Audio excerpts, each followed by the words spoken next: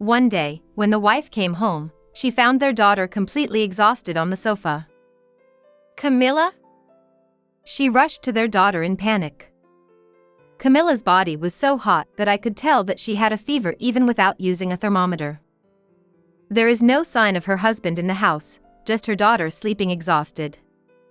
Why isn't he here? He was supposed to take care of Camilla. To her surprise, her husband told her, who was furious, an outrageous lie. Why wasn't he at home? While she is trembling in rage, the truth begins to unfold. The story concludes with a shocking twist. Please stay tuned until the end. My name is Cecilia. My husband's name is Bo. We live with our 5-year-old daughter, Camilla. We've been married for 6 years. Even after having a child, I wanted to continue working. However, Camilla was weak and got sick easily and developed a fever often. It became impossible for me to work, so I became a full-time homemaker. I thought that my husband can work in the meantime, and Camilla will get healthier and stronger as she gets older. With that kind of thoughts, I quit my job. When Camilla turned 3, my husband's job became more demanding, and we spent time together as a family less and less. He had always left household chores and the responsibility to take care of our child entirely to me. And recently, he started coming home after midnight saying that he is busy at work. But the reason why we are able to live like this is all because he works hard. I should support him, especially at a time like this. That's what I believed. One day, I was invited to my friend's wedding. However, she lives in my hometown, and it would take a whole day to attend the wedding since my hometown is far away. But my friend and I were very close, and I really wanted to see her on her special day. So, I decided to discuss it with my husband. He said, "Sure, go ahead. I can take care of Camilla that day."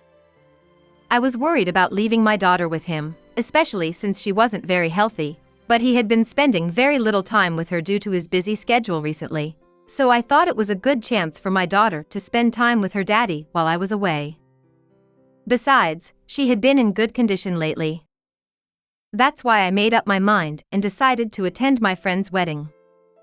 On the day of the wedding, I started preparing early in the morning and said, "Please take good care of Camilla today." To my husband. He replied, "Sure, leave it to me. Have a great time," and saw me off. Thanks to my husband, I was able to attend my friend's wedding. I was happy to see my close friend in her wedding dress. After the ceremony, I said my goodbyes and headed home. I came home at 8 p.m. I feel bad for having made him look after Camilla all day. I opened the front door carrying gifts for both of them. The house was pitch dark, with no lights on. I wonder if they went out for dinner, I thought as I walked to the living room and turned on the lights. There, my daughter was lying motionless on the sofa. Camilla? I rushed to my daughter in panic. Her body was so hot that I could tell that she had a fever without using a thermometer. This is bad. I immediately called a taxi. We lived in the countryside, and the hospital was too far to reach without a car. Besides, I don't have a driver's license. I rushed my daughter to the hospital by a taxi. As a result, she tested positive for influenza. After getting some medication, I returned home with her. Her fever had gone down after receiving treatment at the hospital, and she seemed to be feeling better. She fell fast asleep on the bed, breathing peacefully. At that moment, I remembered something. Why wasn't my husband at home? I took out my phone and tried calling him. It was already 11 p.m. After several attempts, my husband finally answered my call. Are you back already? You are back early. My husband casually said. Where are you? And what are you doing? Camilla had a fever. You weren't looking after her at all. I replied in frustration. What could I do? Camilla seemed fine when I left. I just went to the convenience store for a little while. Why are you making such a big deal out of it? My husband retorted. To the convenience store? I came home at 8 p.m. How many hours could you possibly spend at the store? Stop lying, I exclaimed. Stop nagging. You and Camilla are living off my earnings. You don't have a right to talk to me like that. My husband snapped. Do you even realize how much she had been suffering on her own? I asked. I don't want to hear it. I won't be coming home tonight, and I'm going on a 3-night, 4-day business trip starting tomorrow. Don't call me. My husband shouted and hung up. It's terrible. My husband is always like this. He never thinks about Camilla or me. When Camilla had a fever before, he said, "Did you let her catch a cold again?" It's your job to take care of her health. You're a stay-at-home mom, so do your job properly. I'm not going to nurse a sick child. Besides, if it's just a cold, then she just needs to take some medicine and sleep, and she'll be fine. Even if I'm paying close attention to her physical condition, she picks up illnesses at school and other places. My husband even blamed me for my daughter's fever. While my daughter suffered from a fever, I cared for her, changing her ice pack and making her change clothes when she sweated. I also felt feverish, so I checked, and my temperature was over 38 degrees Celsius. The incubation period for the flu is 2 days, they say. Unbeknownst to me, it seemed I had also contracted the flu. Feeling dizzy, I texted my husband. I have a fever too. Can't you cancel the business trip? Or can't someone else take your place and go on the business trip? I'm working, you know? I'm not going on a vacation. There's no one who can take my place and go on the business trip. Just rest and recover from your cold. And I told you not to contact me. I'm at work, it's annoying. His response was heartless. Can you come home and take Camilla and me to the hospital, please? I texted my husband multiple times, but he ignored. He probably thought it was just a cold, and it's not a big deal since he is healthy and hardly ever gets sick. My daughter and I were out of breath as the fever seemed to be gradually rising. Our condition was deteriorating rapidly. A few hours later, I finally received a response from him. You're overreacting. Go to bed. At that point, I must have lost consciousness next to my daughter's bed. The next thing I knew, I was lying in a hospital bed. When I looked to the side, I saw my mother with a worried look. She was holding Camilla. According to my mother, my friend had texted me a thank you message even though it was late at night. However, no matter how many times she sent messages, I never read them. Concerned, my friend called me, and I apparently said, "Help." I had no memory of it, probably because my fever was rising rapidly and I was in a daze. My friend was startled and spoke to me several times, but when I did not respond, she said she contacted my parents. When my parents heard about it, they rushed to my house. Upon arriving at my house, my parents were shocked, because I was unconscious, and their granddaughter was lying exhausted from the fever in the room. When they found us like that, they hastily brought us to the hospital. It appeared that both my daughter and I had suffered from dehydration. After receiving intravenous fluids at the hospital, we began to recover slightly, so my father drove us to their house in his car. At my parents' place, we gradually recovered thanks to my mother's devoted care. My daughter had also become much livelier. However, something was off about my daughter. Even when I tried talking to her, she completely ignored me. I asked her, why? You don't like mommy anymore? Then my daughter made an unhappy face and said angrily, "You went out to have fun leaving me behind when I was sick." That's not nice. What? I couldn't comprehend what my daughter was saying. I explained to her why I had gone out. I told her that I went to my friend's wedding, and that I came home immediately after the wedding. When I explained it to her in a way a child could understand, she seemed to finally get it. Mom, I'm sorry. Actually, My daughter began. According to her, when my husband was about to leave, she started feeling unwell. So, she told him, "Daddy, I feel dizzy." However, my husband replied to her coldly. "Mommy doesn't like you. That's why she left you with me so that she can go out to have fun. I'm going to go out now." "What? Mommy did that? If you're not feeling well, just sleep and you'll be fine. Make sure to stay in bed until I come back. I feel dizzy and my head hurts." "I don't care. If you want to blame someone, blame Mommy who left her child behind to have fun. I'm going to go out." He yelled at her and left the house. So, despite feeling sick, my daughter was home alone. Furthermore, for some reason, my husband had lied to my daughter, painting me as the villain. When I explained the situation to my daughter, she seemed to understand and went back to sleep, feeling reassured. While looking at her sleeping face, I couldn't help but wonder, why would he tell such lies? Just then, my mother came into the room. I thanked her and said, "I'm sorry for all the trouble." "It's okay. By the way, where's Bo?" My mother asked me. I explained everything that had happened so far. My mother was furious. She immediately called my in-laws. My in-laws doted on Camilla as much as, if not more than, my parents did. When my in-laws learned that their son had gone out leaving their granddaughter alone while she was suffering, they exclaimed, "What on earth was that idiot thinking? He won't get away with this when he returns from his trip." They were more furious than my mother and me. My mother, who was furious, contacted my in-laws, and when they learned of their son's misdeeds, their gut must have churned. Furthermore, a shocking revelation emerged from this situation. Upon receiving the news from my mother, my in-laws apparently called my husband's company.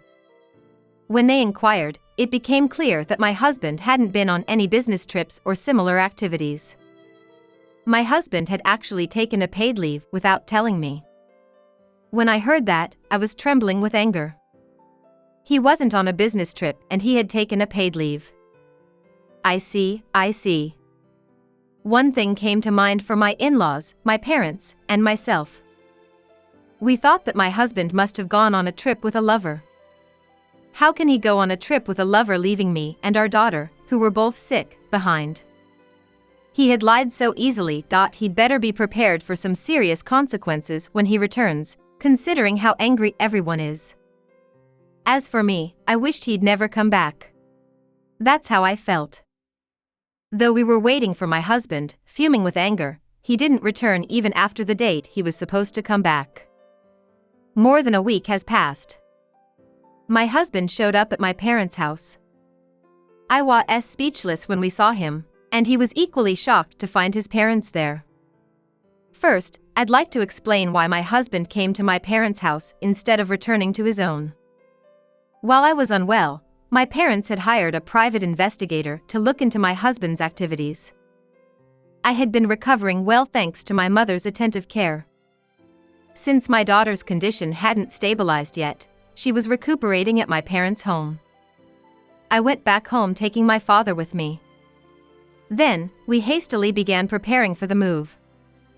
I called the moving company while my father was driving, and I said, "Hello, can you help us with moving our belongings?" At that moment, what my daughter had told me before came to my mind. "Even though I begged him not to, Daddy ignored me and left."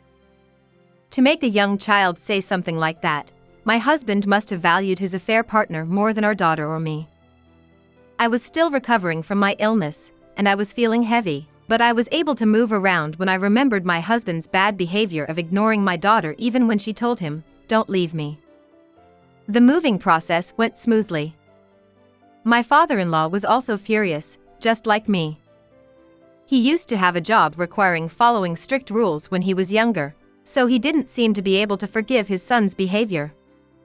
Besides, my husband had got the current job thanks to my father-in-law's connection. As I mentioned before, my in-laws dote on my daughter. They even built a new house for us when she was born.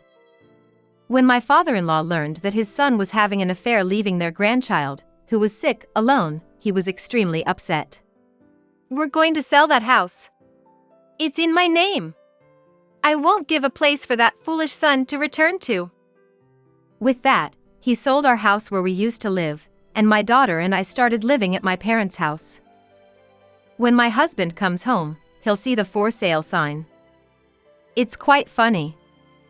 He returned from the trip with his lover in this situation. My husband came to my parents' house, where both sets of parents were gathered, waiting for him. It seems that my in-laws had told him that I was staying at my parents' house. Though we had been waiting for him eagerly, I became speechless when he finally showed up. His face was swollen, like he had been stung by a bee. What on earth happened to your face? I asked. Cecilia, my husband muttered softly. He entered the house, where both sets of parents were waiting for him with expressions of intense anger. The moment he saw their faces, he turned pale. First, my father-in-law punched my husband. You've got some nerve coming back. How dare you show your face here? My husband staggered when my father-in-law punched him. My mother-in-law chimed in, "You idiot. What have you been doing for a whole week?" She shouted as she gave him a series of slaps back and forth. My husband then collapsed to his knees and began sobbing. My in-laws couldn't seem to contain their anger and scolded my husband even more. It was a complete chaos in my parents' house. To move forward with the conversation, I tried to calm down my in-laws and agreed to hear my husband out. Cecilia, I was truly in the wrong. Please forgive me, my husband said and began to reveal the truth little by little while crying. According to him, he had indeed gone on a trip with his lover. They went to a famous hotel known for being difficult to book. Thank you for reserving such a lovely hotel for us. I'm falling for you even more now, his lover said. My husband had thought they would have a lovey-dovey time together there. But, as they say, when you do something wrong, you're bound to face consequences. On the first night at the hotel, my husband, who had been in contact with me and our daughter, came down with the flu. His lover, who had been with him since the day before the trip, also fell ill on the second day of their getaway. Moreover, you get a high fever with this flu. Even I had succumbed to it. The two, who had expected a passionate night together, were now bedridden with high fevers. My husband was always nice and healthy, so he recovered quickly. However, his lover's condition continued to worsen. My husband told his lover, who had a high fever and was feeling dizzy, "You would recover from a cold if you just take it easy and sleep." And didn't take her to the hospital. But her condition only deteriorated further. In the end, her condition suddenly changed and she became unconscious in the middle of the night. My husband had also said to us, "You would recover from a cold if you just take it easy and sleep." So he had said the same to his lover and left it at that. That's when he called an ambulance. She received treatment in the ICU, but she is still in critical condition right now. It turns out his lover had asthma. She already had that medical condition to begin with, and she had contracted the flu on top of that, which made her very ill. Naturally, the hospital contacted her family. This is when her parents found out about my husband's infidelity. According to the private investigator, she is my husband's subordinate, and she is 23 years old. Her father was furious when he learned about the inappropriate relationship between his daughter and her boss at the company. Naturally, my husband became the target of their anger. The reason why my husband's face was swollen was because he had been beaten so much by his lover's parents. On top of that, her parents are planning to sue him. Furthermore, this whole situation has become known at his workplace. As he was explaining things to various people, he couldn't return home for a week. I was left speechless by the intensity of my husband's story. After telling me everything, he cried and clung to me. I love you and Camilla the most. I finally understand that. I was foolish. Let's continue to live as a happy family. My parents and my in-laws were shocked. What nonsense are you spouting? I'm divorcing you. Camilla and I went through a lot because of you. How could I forgive someone who went on a trip with his lover when his wife's and daughter's lives were in danger? Divorce? My husband stammered, "You're joking, right?" You're the only one for me. He probably doesn't know what to do now since his lover's parents have told him that they are suing him. I wanted to say I don't fucking care. My husband, who just wouldn't give up, kept saying, "Aren't we a family? Please help me," and he cried even more. I couldn't help but think that he was being brazen. In the end, my in-laws kicked him out of the house. They even disowned him and they were yelling at him. To me, a husband who was flirting with a lover is just gross. I received a lump sum of alimony and child support through my in-laws. Thus, my husband and I divorced. Speaking of my ex-husband, he was demoted and transferred to an office in a remote place when the company found out about his infidelity. But even the people at the office where he was transferred were gossiping about his infidelity. He was very uncomfortable and he eventually quit the company.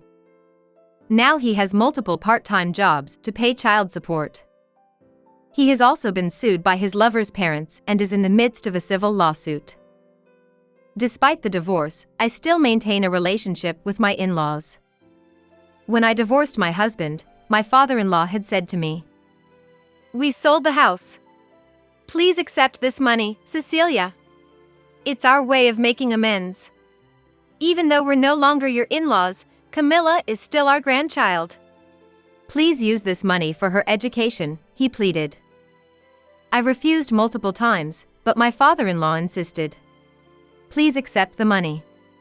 Just think that it's for our grandchild's future." So, I accepted with gratitude in the end. The house which we used to live in was sold for a good price due to its excellent location. Therefore, I received more than enough money to send my daughter to college. I'm so fortunate to be surrounded by kind in-laws and parents. To repay their kindness, I am determined to raise my daughter into a fine adult.